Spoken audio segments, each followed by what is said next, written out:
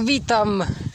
Dzisiaj sobie tak spaceruję, ale troszkę później, bo o 21 będą mecze Borussia Ulsan Hyundai i Mamelodi Sundowns Fluminense dzisiaj.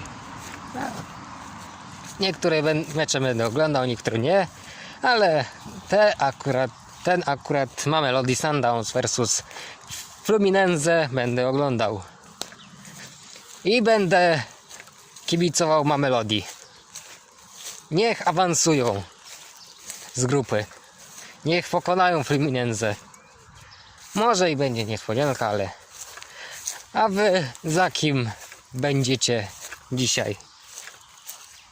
A w dodatku będzie Urawa Monterrey oraz Inter versus River Plate o 3 w nocy. Pozdrawiam.